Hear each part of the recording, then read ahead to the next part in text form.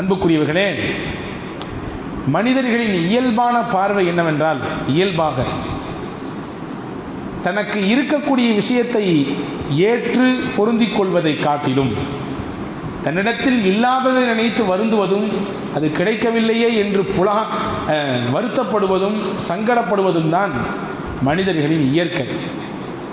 எனவேதான் கண்ணாடிக்கு முன்னாடி போய் நின்றும் கூட நம்மை படைத்தவனுக்கே கரெக்ஷன் சொல்லக்கூடிய நபராக நாம் இருக்கிறோம். இன்னும் கொஞ்சம் குட்டையாக இருக்கலாம், நெட்டையாக இருந்திருக்கலாம், தோல் இன்னும் கொஞ்சம் வெளுப்பாக இருந்திருக்கலாம், கருத்து இருந்திருக்கலாம் என்று நமக்கு நாமே ஆறுதல் பட்டு கொள்ளும் விதமாக ஒரு விதமான குறை கண்ணோடு பார்க்கக்கூடிய பழக்கம் மிகுதியாக மக்களிடத்திலே இருப்பதை காணுகிறோம்.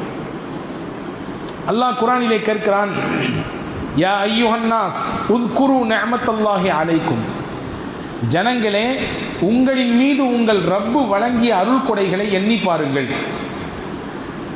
அல்லாஹ் நமக்கு வழங்கிய அருள் கொடைகளை எண்ண முடியுமா என்றால் சத்தியம் முடியாது. நான் என் பிள்ளைக்கு பார்த்து பார்த்து செய்து கொடுத்த காரியங்களை எல்லாம் ஒரு கட்டத்திற்கு பிறகு எண்ணி சொல்லலாம். நான் உன்னை எப்படி வளர்த்தேன், எப்படி கஷ்டப்பட்டேன், உனக்கு என்னவெல்லாம் செய்து கொடுத்திருக்கிறேன், நீ படிக்கிற பொழுது பட்ட சிரமம் என்ன, உனக்கு வேலை வாய்ப்புக்காக வேண்டி நான் பட்ட கஷ்டங்கள் என்ன, அவமானங்கள் என்ன, தலைக்குனிவுகள் என்ன என்று நீண்ட பட்டியலை நம் பிள்ளையின் வளர்ப்புக்காக வேண்டி நாம் பட்ட சிரமங்களை எல்லாம் கூட ஒரு பட்டியலிடலாம். ஆனால் அல்லாஹ் நமக்கு வழங்கிய அருளை பட்டியலிட முடியுமா என்றால் முடியாது. வயின் தஉது நிஅமத்தல்லாஹி லா துஹ்ஸூஹா, அல்லாஹ் சொல்கிறான், உங்களுக்கு இறைவன் வழங்கிய அருளை நீங்கள் என்ன நினைத்தால் உங்களால் எண்ணி முடிக்க முடியாது, உங்களால் ஒரு கட்டுக்குள்ளே அதை கொண்டு வர முடியாது என்று அல்லாஹ் சொல்கிறான். எனவேதான் அல்லாஹ் சொல்கிறான், உங்களுக்கு வழங்கிய அருளை நீங்கள் நினைத்து பாருங்கள். ஹல் மின் ஹாலிகின் கைருல்லாஹி யர்ஸுக்கும் மினஸ் ஸமாஇ வல் அர்த். அதி அற்புதமான ஒரு கேள்வியை நமக்கு முன்னால் அல்லாஹ் வைக்கிறான். வானிலிருந்தும் பூமியிலிருந்தும் ரிசுக்கை வழங்கக்கூடியவன் அல்லாஹ்வை தவிர்த்து உங்களுக்கு வேறு யாராவது உண்டா என்று கேட்கிறான். ஆமாம், உண்டா? நம் உழைப்பு, திறமை, நம்முடைய ஆக்கம், கஷ்டம் எல்லாம் ஒருபுறம், ஆனால் அதற்கெல்லாம் கூலியாக ரிசுக்கை அல்லாஹ் அல்லவா வழங்குகிறான். அதற்கு ரசூலுல்லாஹி ஸல்லல்லாஹு அலைஹி வஸல்லம் அதி அற்புதமாக சொல்வார்கள், ஒரு மனிதன் இறைவனுக்கு நன்றி உள்ள மனிதனாக ஆக வேண்டும் என்று நினைத்தால் ஒரு பண்பு மட்டும் அவரிடத்தில் இருந்தால் போதும். உன்துரு இலாமன் அஸ்ஃபல மின்கும், உங்களிலே உங்களை விட கீழ்நிலையில் இருக்கக்கூடிய மனிதர்களை பாருங்கள் போதும். உங்கள் பொருளாதாரத்தில், உங்கள் உடல் நல்ல ஆரோக்கியத்தில், இன்ன பிற விஷயங்கள், உலகம் சார்ந்த விஷயங்கள் அனைத்திலும் உங்களுக்கு கீழ் உள்ள மக்களை பாருங்கள். வலா தன்துரு இலா மன் ஹுவ ஃபௌககும், உங்களுக்கு மேலே இருக்கக்கூடியவர்களை பார்க்க வேண்டாம். அப்படி பார்த்தால் நீங்கள் இறைவனுக்கு உள்ளபடியே நன்றி செலுத்தக்கூடிய மனிதராக மாறுவதற்குரிய வாய்ப்பு கிடைக்காமல் போய்விடும். ஆமாம், ஒரு அழகாக சொன்னான், வாகனத்தில் போக முடியவில்லையே என்ற வருத்தம் தான். வாகனத்தில் போகக்கூடிய நபர்களை எல்லாம் பார்த்து பார்த்து நான் புழுங்கியிருக்கிறேன்.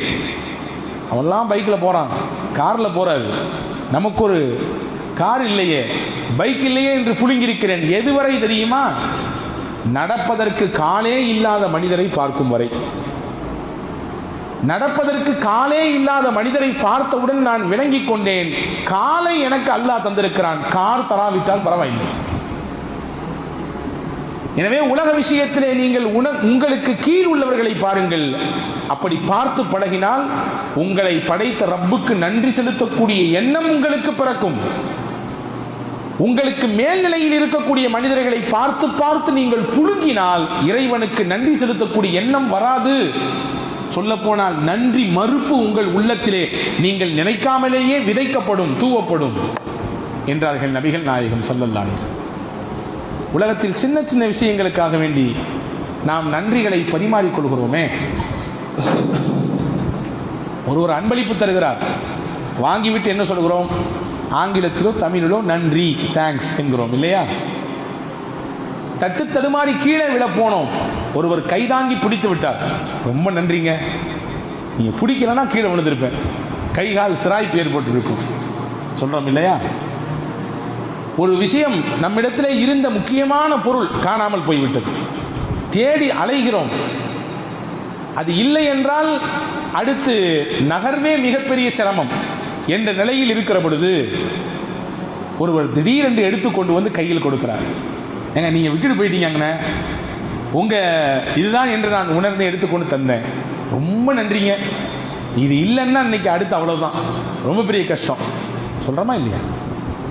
நம்மிடத்தில் இழந்ததையோ அல்லது நாம் தடுமாறுகிற பொழுது கைதாங்கி பிடிக்கக்கூடிய சூழலிலோ அல்லது நாம் விரும்பிய ஒன்றை நமக்கு ஒருவர் அன்பளிப்பு செலுத்துகின்ற நேரத்திலோ ஏதோ ஒரு விதத்தில் பிறரிடத்திலிருந்து ஒரு விஷயத்தை பெற்றுக்கொள்கிற பொழுது இயல்பாகவே அவருக்கு நன்றி செய்ய வேண்டும், அவருக்கு அன்பளிப்பை தந்தவருக்கு நன்றி செலுத்த வேண்டும், கைதாங்கி பிடித்தவருக்கு உபகாரமாக நன்றியை உரித்தாக்க வேண்டும் என்ற எண்ணம் பிறக்கிறது. படைத்தவனுக்கு நாம் எத்தனை முறை உண்மையான நன்றியுள்ள அடையாளர்களாக இருந்திருக்கிறோம் என்பதை யோசித்து பார்க்க வேண்டிய கடமை இருக்கிறது.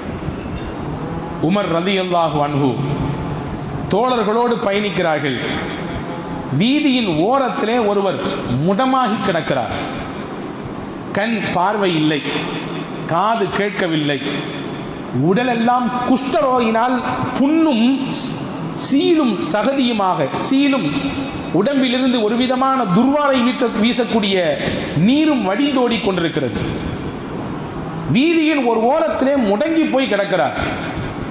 ஹஜ்ரத் உமர் ரலியல்லாஹு அன்ஹு இருந்த தோழர்களை பார்த்து கேட்டார்கள், இந்த மனிதரிடத்திலே ஏதாவது அருள் கொடை உங்களுக்கு தெரிகிறதா என்று கேட்டார்கள்.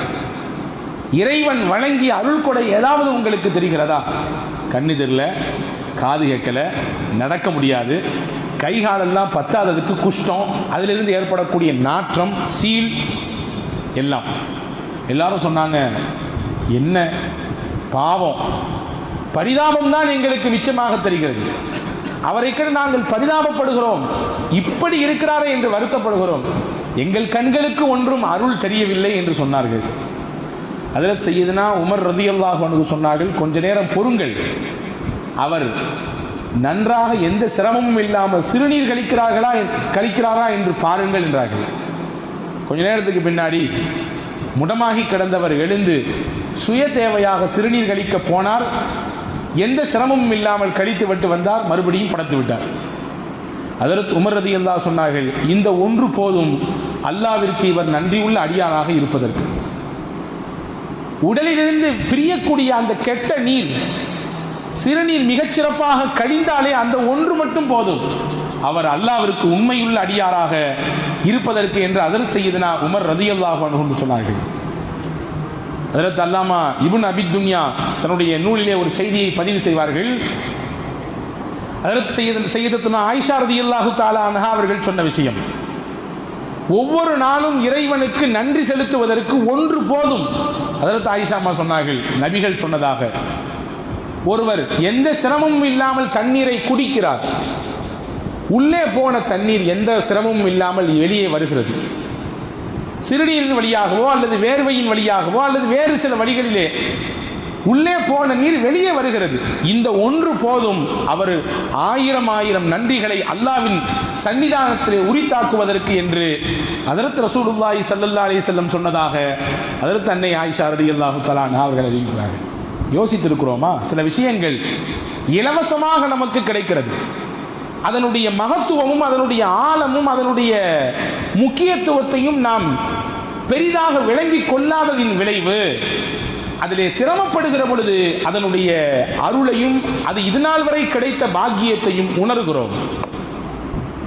எத்தனை நபர்கள் உள்ளே போன தண்ணீர் வெளியே சிறுநீரின் வழியாக வராமல் தவித்துக் கொண்டு சங்கடத்தில் மருத்துவமனையில் இருந்து கொண்டிருக்கிறார்கள் என்பதை பார்க்கிற பொழுது உள்ளபடியே நபிகள் நாயகம் ஸல்லல்லாஹு அலைஹி வஸல்லம் சொன்ன ஒரு துஆ தான் நமக்கு ஞாபகத்திற்கு வரும். சிறுநீர் கழித்தாலும் சரி, மலம் தேவைக்கு கழிவறைக்குள் சென்றாலும் சரி, வெளியே வந்தவுடன் பெருமானார் துஆ செய்ய சொன்னார்கள், அல்ஹம்துலில்லாஹில்லதி அஸ்ஹப அன்னியல் அதா வ ஆஃபானி. அல்லாஹ்விற்கே எல்லா புகழும். எப்படிப்பட்ட அல்லாஹ் தெரியுமா? எனக்கு நோவு தரக்கூடிய ஒன்றை என் உடலிலிருந்து பிரித்து எடுத்து விட்டான். ஆமாம், சிறுநீர் வெளியே போகவில்லை என்றால் உடலுக்கு பெரும் நோவு, பெரும் சிரமம். உள்ளே போன உணவு செரிக்காமல் அல்லது செரித்த உணவு மலத்தின் வழியாக வெளியே போகவில்லை என்றால் அதை விட பெரிய சிரமம் இல்லை. கொஞ்சம் கற்பனை பண்ணி பாருங்க. ஒரு நாள் சரியாக நீங்கள் கழிவறைக்கு போகவில்லை என்றால் அன்றைய நாள் எப்படி இருக்கும்? முழுசா போகலன்னா சொல்லல, சரியா போகல. எப்போதுமே ரிலாக்ஸாக போகக்கூடிய நாம், நிம்மதியாக போய்விட்டு வரக்கூடிய நாம், கொஞ்சம் அன்று முன்னும் பின்னும் முக்கி தள்ளுகிறது என்றால் எவ்வளவு பெரிய அழுத்தத்தை, எவ்வளவு பெரிய சிரமத்தை உணர்வோம். நபிகள் எனவே தான் சொன்னார்கள், அல்லாவிற்கு நீங்கள் வெளியே வந்தவுடன் நன்றி செய்யுங்கள், அது உங்கள் உடலில் இருந்தால் மிகப்பெரிய கேடு. யோசித்திருக்கிறோமா என்றாவது? அல்லாஹ் நமக்கு வழங்கிய அருளை பாருங்கள் பெருமக்களே. திடமானதை சாப்பிடுகிறோம், திரவமானதையும் சாப்பிடுகிறோம். நல்ல கட்டியான இருக்கிற பொருளையும் சாப்பிட்றோம், தண்ணிமார் இருக்கிற பொருளையும் சாப்பிட்றோம். எல்லாமே உடலுக்குள்ள போகுது. அல்லாஹ் இந்த உடலை ஒரு சின்ன தொழிற்சாலையாக வைத்திருக்கிறான். நீர் வேறு, நார் வேறு, வைட்டமின் வேறு, கால்சியம் வேறு, எல்லாம் பிரிக்கப்படுது. பிரிக்கப்பட்டு எந்தெந்த பார்ட்ஸுக்கு எது எது தேவை அது எல்லாம் அல்லாஹ் சப்ளை பண்றான். நீர் சத்துக்கு நீர், நார் சத்துக்கு நார், வைட்டமினுக்கு வைட்டமின், கால்சியம், என்னென்ன தேவையோ எல்லாம் பிரிக்கப்படுது. கடைசியில் சக்கை மிஞ்சும் இல்லையா? அந்த சக்கையை தான் மலத்தின் வழியாக வெளியே தள்ளுகிறார். பாருங்க, அல்லாஹ்வின் அற்புதம் பாருங்கள். மலத்துவாரத்தின் பக்கத்திலே ஒரு அமைப்பை அல்லாஹ் வைத்திருக்கிறார். அதற்கு பெயர் கிராக் சிஸ்டம். அது என்ன வேலை செய்யும்? அது எல்லோருக்கும் இருக்கிறது. என்ன வேலை செய்யும் தெரியுமா? நமக்கு மலம் கழிக்க வேண்டிய சூழல் ஏற்பட்டவுடன் நாம் அந்த குறிப்பிட்ட இடத்தை நாடி போகிறோம். மூளைக்கு அந்த விஷயம் போகிறது, மலம் கழிக்க வேண்டிய தேவை நேரம் வந்துவிட்டது என்று. அந்த குறிப்பிட்ட இடத்துக்கு போகிறோம், டாய்லெட்டுக்கு போகிறோம். குறிப்பிட்ட இடத்திலே எப்படி அமர வேண்டுமோ அப்படி அமருகிறோம். வெளியேற்ற வேண்டும் என்று நம்முடைய உள்ளம் மூளைக்கு செய்தியை பாஸ் செய்கிறது. அதற்கு பிறகு உடலில் இருந்து சக்கை வெளியே வருகிறது. வெளியே வரக்கூடிய இடத்தில் இருக்கக்கூடிய ஒரு அமைப்பு தான் கிராக் சிஸ்டம். அது என்ன செய்கிறது? அந்த குறிப்பிட்ட நேரம் வரும் வரை உங்கள் மலத்தை தடுத்து வைத்திருக்கிறது, கேட் மாதிரி. அது இல்லைன்னு சொன்னா என்ன ஆகும்? சின்ன பிள்ளைங்க எப்படி சாதாரணமாக அறியாமல் சுய தேவை கழித்து விடுகிறதோ, நோயாளிகளின் உடலிலிருந்து எப்படி அறியாமல் மலம் வெளியேறி விடுகிறதோ, வயது மூப்பின் காரணமாக சில சமயங்களில் எப்படி அறியாமல் உடலிலிருந்து மலம் கழிந்து விடுகிறதோ, இதுவெல்லாம் எப்பொழுது ஏற்படும்? அந்த கிராக் சிஸ்டம் என்ற ஒன்று முறையாக செயல்படாமல் இருக்கிற பொழுது இதுவெல்லாம் ஏற்படும். ஒரு புத்தகத்தில் வாசித்தேன், அதனுடைய ஆசிரியர் எழுதியிருக்கிறார், ஒரு மனிதனுக்கு அல்லாஹ் அந்த இடத்திலே புற்றுநோயை ஏற்படுத்தினார். அந்த கிராக் சிஸ்டம் என்று சொல்லக்கூடிய அந்த தடுப்பு வேலி, மலத்தை தாங்கி நிற்கக்கூடிய அந்த மூடியிலே அல்லாஹ் புற்றுநோயை ஏற்படுத்தினார். மருத்துவர்கள்லாம் போய் சந்தித்த பின்னாடி அவர்களின் ஆலோசனை என்ன என்றால், அந்த இடத்தை ரிமூவ் பண்ணணும், வெட்டி எடுத்து ஆபரேஷன் செய்ய வேண்டும்.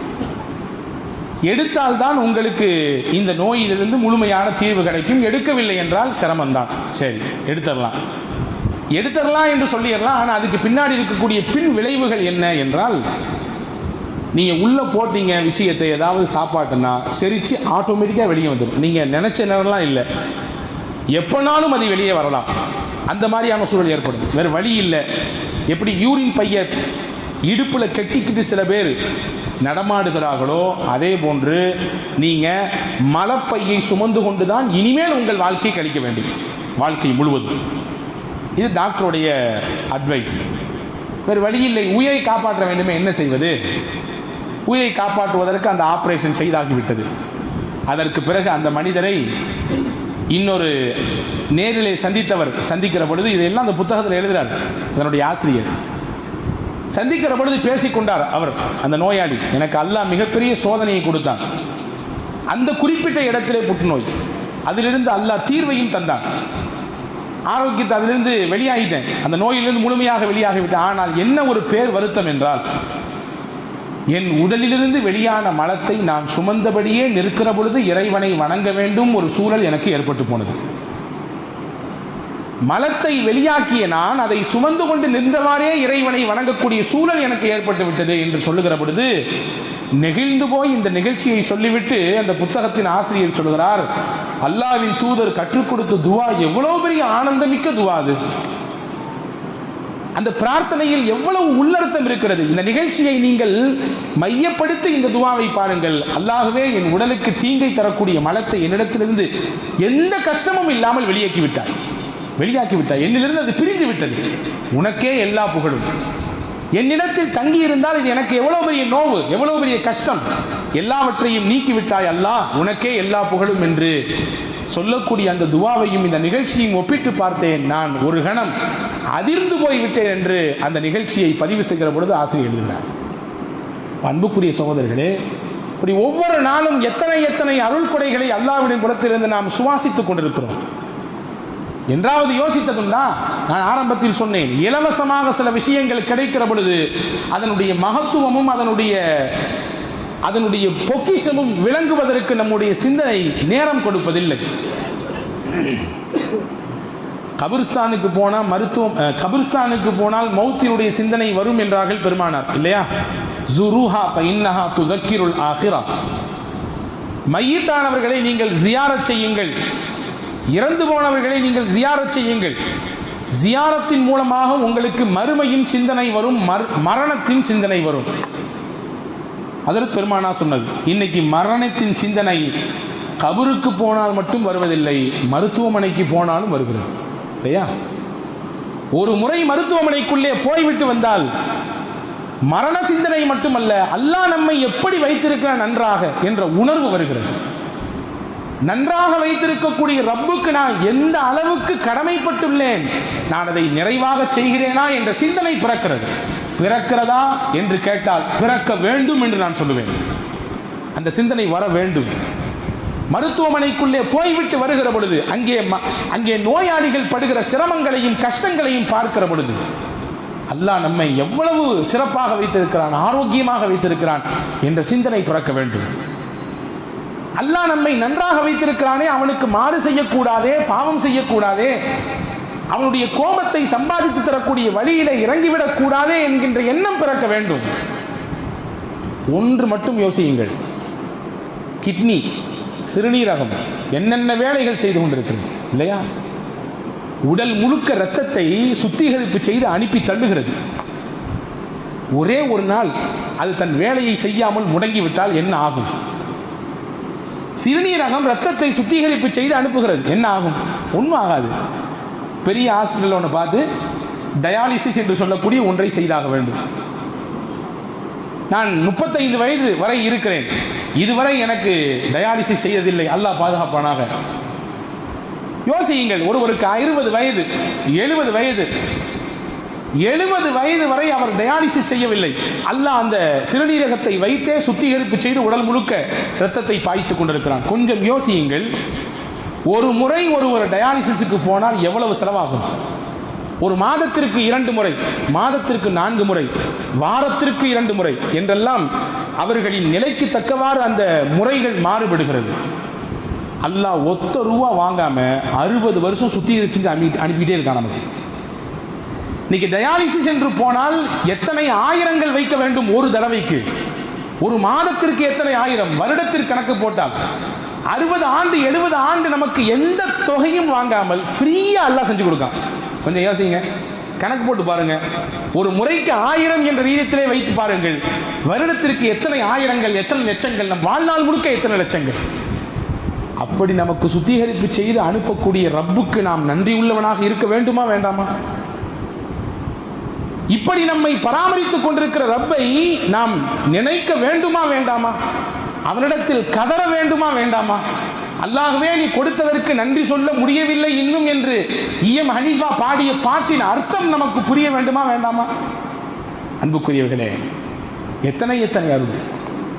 பெருமானா ஸல்லல்லாஹு அலைஹி வஸல்லம் அன்னவர்களும் மதிய நேரம் உச்சி பொழுது ஒரு 12 மணி இருக்கும் என்று வைத்துக் கொள்ளுங்கள், வெளியே வருகிறார்கள். வந்தால் செய்த அபூபக்கர் சித்திக் ரலியல்லாஹு அன்ஹு வர்றாங்க. இந்த நேரத்தில் எங்கே வந்தீங்கன்னு அபூபக்கர் நாயகத்தை கேட்குறாங்க. ரசூலுல்லாஹ் சொன்னாங்க, பசி தான் வீட்டை விட்டு என்னை வெளியாக்கியது. நபி கேட்டாங்க திருப்பி அபூபக்கர் நாயகத்தை, நீங்கள் ஏன் வந்தீங்க? அதே தான், உங்களை எந்த பசி வெளியாக்கிச்சோ அதே பசி தான் என்னையும் வெளியாக்கிச்சு, வாங்க போவோம். கொஞ்ச நேரத்தில் உமர் ரலியல்லாஹு அன்ஹு வருகிறார்கள். அவர்களிடத்திலும் இதே கேள்வி, அவர்களும் இதே பதில். 3 பேரும் சேர்ந்து அதர் சையதுனா அபுல் ஹைசம் அல் அன்சாரி ரலியல்லாஹு அன்ஹு என்ற சஹாபியின் வீட்டுக்கு போகிறார்கள்.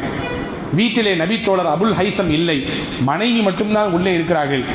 பெருமானார் சலாம் சொல்ல, பதில் சொல்ல, அவர்களுக்கென்று விரிவை ஏற்படுத்தி கொஞ்ச நேரம் உட்காருங்க, இங்கே வீட்டுக்காரங்க இங்கே போயிருக்கிறாங்க, இப்போ வந்துடுவாங்க.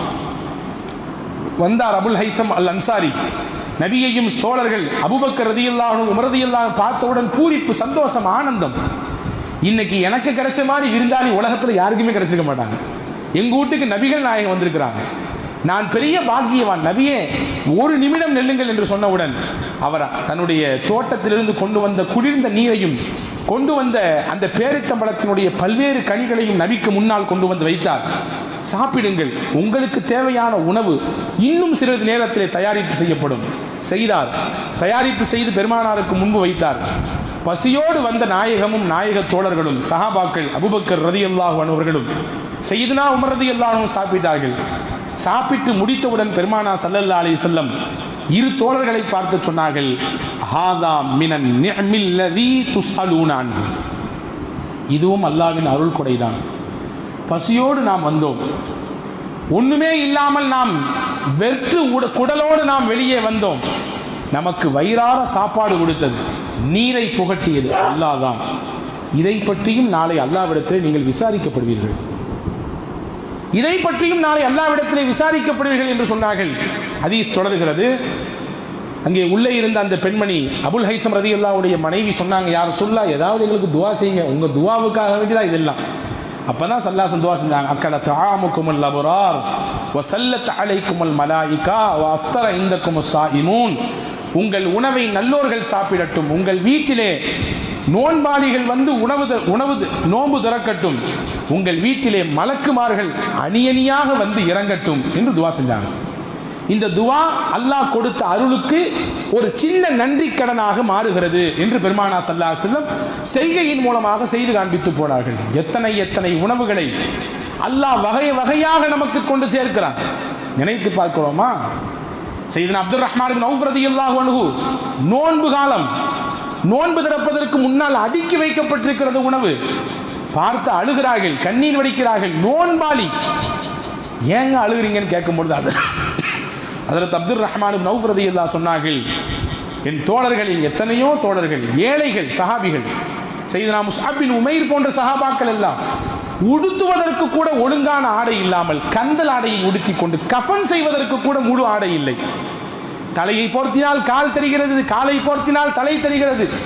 அந்த நிலையில் உலகத்தோடு ஒட்டாமல் வாழ்ந்து மறைந்து விட்டார்கள். அல்லாஹ் எனக்கு எவ்வளவு உணவை கொண்டு வந்து வச்சிருக்கான், நோன்பு திறக்கும் நேரத்தில் எவ்வளவு உணவு, வகை வகையான உணவு. அல்லாஹ்விற்கு நான் எப்படி பதில் சொல்ல போகிறேன் என்று தெரியவில்லையே. அவன் வழங்கிய அருள் கொடைக்கு அவன் நாளை என்னிடத்தில் கேள்வி கேட்டால் நான் என்ன பதில் சொல்வேன் என்று தெரியவில்லையே என்று கலங்குகிறேன் என்று சொல்லிவிட்டு வெறும் தண்ணீரை மட்டும் எடுத்துக்கொண்டு அதை வைத்து நோன்பு திறந்துவிட்டு போனார்கள் என்று வரலாறு இருக்கிறது. இன்றைக்கு எவ்வளவு அறுசுவை உணவுகளை அல்லாஹ் நம்மை சாப்பிட வைக்கிறான். எல்லாம் நம்ம சம்பாதிக்கிறோம், உழைக்கிறோம், பொருள் ஈட்டுகிறோம், உண்ணுகிறோம் என்று சொல்லலாம். ஆனால் இது எல்லாவற்றுக்கும் பின்னால் இறைவனுடைய அருள் கொடை இருக்கிறதா இல்லையா? யோசித்திருக்கிறோமா? சாப்பிட்டு முடித்தவுடன் அல்லாஹ்விற்கு நன்றி செலுத்தியிருக்கிறோமா? அல்லாஹ்வே, உலகத்தில் எத்தனை மக்கள், கோடிக்கணக்கான மக்கள் ஒருவேளை உணவில்லாமல் திண்டாடி கொண்டிருக்கிறார்கள். எங்களை வயிறார உணவுடன் செய்தாய் அல்லாஹ்வே, உனக்கே எல்லா புகழும், அல்ஹம்துலில்லாஹ் சொல்லியிருக்கிறோமா? அல்லாஹ்வே, நீ தான் உணவை கொடுத்தாய், நீ தான் தண்ணீரை கொடுத்தாய், நீ தான் எங்கள் பசியை ஆற்றினாய், நீ தான் ரிஸ்க் அளிப்பவனின் ஆகப்பெரியவன். புகழ்ந்திருக்கிறோமா அல்லாஹ்வை? அன்புக்குரியவர்களை யோசித்து பார்க்கிறோம். அல்லாஹ் வழங்கிய அருள் கொடை நம் உடலிலும் நம்முடைய வெளிரங்கத்திலும் நிரம்ப கிடக்கிறது. நாம் அதை கண்டும் காணாமல் கடந்து போய்கொண்டே இருக்கிறோம். நினைக்கிறோமா இல்லையா என்பது கூட யோசிக்க முடியாத அளவிற்கு ஒரு அவசர கதியிலே நாம் தள்ளப்பட்டிருக்கிறோம். பெருமானார் ஸல்லல்லாஹு அலைஹி வஸல்லம் அன்னவர்கள் ஒரு இரவின் நடுநிசி நேரம் அன்னை ஆயிஷா ரலியல்லாஹு தஆலா அன்ஹா அவர்களின் வீட்டிலே நபிகள் தங்கியிருக்கிறார்கள். ஹஜ்ரத் ஆயிஷா அம்மாவும் நபிகளும் மட்டும்தான் வீட்டில் உண்டு, வேறு யாரும் இல்லை. தன் உள்ளத்திற்கு இணக்கமான, தன் கல்புக்கு நெருக்கமான துணைவியார் அன்னை ஆயிஷாவுக்கு பக்கத்தில் பெருமானார் இருக்க, கணவன் மனைவி என்ற புரிதலோடு அவர்களின் இல்லற வாழ்க்கை சந்தோஷத்தின் உச்சத்தில் போய்க் கொண்டிருக்க, இரவின் மத்திய பகுதியில் பெருமானார் எழுந்தார்கள். எழுந்து நீண்ட நேரம் தொழுதார்கள். ஹஜ்ரத் அன்னை ஆயிஷா ரலியல்லாஹுவிற்கு ஒரு புறம் ஆனந்தம், தனக்கு கிடைத்த பாக்கியம், மறுபுறம் தன் கணவனோடு கிடைத்த சொற்ப நேரத்தை முழுமையாக அவர்களோடு நாம் சந்தோஷமாக ஆனந்தமாக இருப்பதில் கழிக்க முடியவில்லையே என்ற வருத்தம் மறுபுறம். நபியிடத்தில் வாய்விட்டே கேட்டார்கள், நபியே நாயகமே, உங்கள் பாவத்தை எல்லாம் அல்லாஹ் மன்னித்து விட்டானே, நீங்கள் முன்பின் பாவங்கள் மன்னிக்கப்பட்ட புனிதராச்சே, நபியே நீங்கள் ஏன் இப்படி கால் வலிக்க நின்று வணங்க வேண்டும்? இது ஃபரலான கடமை அல்லவோ? இரவின் நடுநிசி நேரத்திலே மையப்பகுதியிலே எழுந்து எல்லாரும் உறங்கிக் கொண்டிருக்கிற பொழுது நீங்கள் எழுந்து தொழ வேண்டும் என்ற அவசியம் என்னவோ என்று கேட்கிற பொழுது ஹஜ்ரத் சையதுனா முஹம்மதுன் ரசூலுல்லாஹி ஸல்லல்லாஹு அலைஹி வஸல்லம் சொன்னார்கள், அஃபலா அன் அகூன அப்தன் ஷகூரா, என்னை படைத்த ரப்புக்கு நான் நன்றி உள்ளவனாக இருக்க வேண்டும் என்று விருப்பப்படுகிறேன். நன்றி உள்ளவன் என்பதின் வெளிப்பாடுதான் அவனை வணங்குகிறேன், நிற்கிறேன், அவனுக்கு முன்னால் பேசுகிறேன், இறை வசனத்தை ஓதி அவனிடத்திலே மன்றாடுகிறேன். இதுவெல்லாம் எதன் வெளிப்பாடு? நான் அவனுக்கு நன்றி உள்ளவனாக இருக்கிறேன். அன்புக்குரிய சகோதரர்களை யோசித்து பார்க்கிறோம். எனவே அந்த நன்றி உள்ள தன்மை என்பது நம்முடைய வாழ்க்கையில் வெளிப்பட வேண்டும். ஒன்றை நினைத்தால் போதும். நாம் உலகத்தை இந்த கண்ணால் பார்க்கிறோம், நாம் நினைத்ததை பார்க்கிறோம், நினைத்தவாறு இந்த கண்களை திருப்புகிறோம். இந்த ஒன்று போதும் இறைவனுக்கு ஆண்டாண்டு காலம் அல்லாஹுவின் சன்னிதானத்திலே மன்றாடுவதற்கு, கதறுவதற்கு. வரலாற்றிலே வருகிறது, ஹாக்கிமிலே முஸ்ததர்க் ஹாக்கிமிலே இந்த ஹதீஸ் பதிவாக இருக்கிறது. நபிகள் நாயகத்திலே ஜிப்ரீல் அலைஹிஸ்ஸலாம் வந்து சொன்ன செய்தி இது. ஒருவர் வாழ்ந்தார், 500 ஆண்டுகள் வாழ்ந்தார், நிறைய வணக்க வழிபாடுகள் செய்தார், மலை உச்சியிலே போய் தனியாக வாழ்ந்தார். அவருக்கு பசி ஏற்பட்டால் கீழே இறங்கி வருவார், அங்கே ஒரு மாதுளை பழம் இருக்கும் மரம், அதிலிருந்து சில பழங்களை எடுத்து சாப்பிடுவார். தண்ணீர் குடிப்பதற்கு மதுரமான தண்ணீர் அங்கே சுனை ஊற்று ஓடும், அதை எடுத்து குடிப்பார். குடித்துவிட்டு மறுபடியும் போவார், வணங்குவார், வழிபடுவார். அவரின் கோரிக்கை எல்லாம் ஒன்றே ஒன்றுதான், இறைவா, என்னை நீ சஜிதா செய்த நிலையில் மௌத்தாக்க வேண்டும், உன்னை வணங்கி கொண்டிருக்கிற பொழுது எனக்கு மரணம் வர வேண்டும் என்று அல்லாஹ்விடத்திலே கேட்டுக்கொண்டே இருந்தார். அல்லாஹ் அவர் கோரிக்கையை நிறைவேற்றினார். சஜிதா செய்யக்கூடிய நிலையிலேயே அவருக்கு மரணமும் வந்தது. மறுமையிலே தூக்கி நிப்பாட்டுவான், எழுப்பி கேட்பான். நல்ல வணக்க வழிபாடுகள் செய்தார், எல்லாம் சரிதான், இப்பொழுது என் அருளை கொண்டு நீ சொர்க்கத்திற்கு போ என்று சொல்லுவான். அவர் சொல்லுவார், 500 ஆண்டுகள் நான் நன்மை செய்திருக்கிறேன், அவ்வளவு வணக்க வழிபாடுகள் என் கையில் இருக்கிறது, நான் செய்த நன்மைகள் என்ன, தொழுத தொழுகைகள் என்ன, ஓதிய திலாவத் என்ன, செய்த தான தர்மங்கள் என்ன, அவ்வளவு கொச்சு கொச்சாக இருக்குது என்னிடத்தில், என் அமல்கள் என்று கேட்பார். அல்லாஹ் சொல்லுவான், என் ரஹ்மத்தை கொண்டு போ என்பான். மறுபடியும் கேட்பான், என்னுடைய அமல் என் ரஹ்மத்தை கொண்டு போ என்று அல்லாஹ் சொல்லுவான். என்னுடைய அமலுக்கு அப்ப என்னதான் பலன்? அல்லாஹ் சொல்லுவான், ஜிப்ரீலை கூப்பிட்டு அவர் செய்த 500 ஆண்டுகால நன்மைகளை எடுத்து வையுங்கள், அவருக்கு நாம் வழங்கிய கண் என்ற அந்த பொக்கிஷத்தை எடுத்து இன்னொரு தட்டில் வையுங்கள், எது கனமாக இருக்கிறது என்று பார்ப்போம் என்பான். ரெண்டும் தூக்கி நிறுக்கப்படும். அவருடைய கண் மட்டும் நிறத்தில் நிறுவையில் தாழ்ந்து போய்விடும். அவர் செய்த 500 ஆண்டு நன்மைகள் அப்படியே மேலே போய்விடும். ஜிப்ரீல் சொல்லுவார், யா அல்லாஹ், நீ இந்த மனிதருக்கு கொடுத்த இந்த கண் மட்டும் இவர் 500 ஆண்டுகள் செய்த நன்மைக்கு ஈடாக இல்லை. இன்னும் இவருக்கு உடல் இருக்கிறது, உடலிலே உறுப்புகள் இருக்கிறது, உடலில் உறுப்பின் செயலாக்கம் இருக்கிறது, இவர்களுடைய வெளிரங்க அந்தரங்க வெளிரங்க அருள் கொடைகள் இருக்கிறது, கொடுத்த சாப்பாடு இருக்கிறது, செய்த வேலைகள் இருக்கிறது, என்னென்ன இருக்கிறது. கண்ணுக்கு மட்டும் 500 ஆண்டுகளா என்று திகைத்து போய் நிற்கிற பொழுது அல்லாஹ் சொல்லுவான், நீ வணங்கினாய், இந்த வணக்கமும் என் ரஹ்மத் தான். உனக்கு உணவு கொடுத்தேன், அதுவும் என் ரஹ்மத் தான். நீ கேட்டாய் சஜிதாவிலே எனக்கு மரணம் வேண்டும் என்று, அதுவும் என் ரஹ்மத்தை கொண்டுதான் சொன்னேன். இப்போவும் சொல்கிறேன், என் அருளை கொண்டு சொர்க்கத்திற்கு போ என்கிற பொழுது அவர் தான் செய்த தவறை நினைத்து வருந்தி அல்லாஹ்விடத்திலே மன்னிப்பு கேட்டுவிட்டு போவார். இந்த ஹதீஸை முடிக்கிற பொழுது ஹஜ்ரத் சய்யிதுனா ஜிப்ரீல் அலைஹிஸ்ஸலாம் சொல்வார்கள், இன்னமல் அஷ்யாஉ பிரஹ்மத்தில்லாஹி தஆலா யா முஹம்மத் ஸல்லல்லாஹு அலைஹி வஸல்லம். அல்லாஹ்வின் தூதரே, உலகத்தில் நடக்கக்கூடிய எல்லா காரியமும் அல்லாஹ்வின் அருளை கொண்டுதான், அருள் கொடைகளை கொண்டுதான் நடக்கிறது. எதுவும் மனிதனின் தனி சக்திக்கோ, மனிதனின் தனி முயற்சிக்கோ, மனிதனுடைய அளப்பரிய ஆற்றலுக்கோ உரித்தானது அல்ல. எல்லாமும் அல்லாஹ்வின் ரஹ்மத்தை கொண்டுதான் நடக்கிறது என்பதை புரிந்து கொள்ளுங்கள் நாயகமே என்று ஹஜ்ரத் ஜிப்ரீல் அலைஹிஸ்ஸலாம் அண்ணலம் பெருமானிடத்தில் சொல்லிவிட்டு போவார்கள் என்பதை பார்க்கிறோம். எனவே உன்னை புரிய வேண்டும், நான் வணங்குகிறேன், தொழுகிறேன், நிறைய தான தர்மம் கொடுக்கிறேன், நிறைய கிதாப் திலாவத் ஓதிக்கிறேன், நிறைய கல்வி இருக்கிறது, எனக்கு மார்க்க ஞானம் நிறைய இருக்கிறது என்று நமக்கு நாமே சமாதானம் சொல்லிக்கொள்ள கூடாது. அதுவும் கூட அல்லாஹ்வின் பிச்சை தான். அல்லாஹுவின் அருள் தான் என்பதை புரிந்து அதற்கும் நன்றி செய்யக்கூடிய மனிதர்களாக மாறுகிற பொழுது நிச்சயம் அல்லாஹ்வின் அருளை முழுமையாக பெறுவோம். நாளை மறுமையிலே அவனுடைய உயர்தரமான ரிதுவான் என்று சொல்லக்கூடிய திருப்பொருத்தத்திற்கு உரித்தானவர்களாக அல்லாஹ் நம்மை ஆக்குவான். வல்ல ரஹ்மான் தௌஃபீக் செய்வானாக. ஆமீன். வாஹிரு தஅவா அனில் ஹம்துலில்லாஹி ரப்பில் ஆலமீன். அஸ்ஸலாமு அலைக்கும்.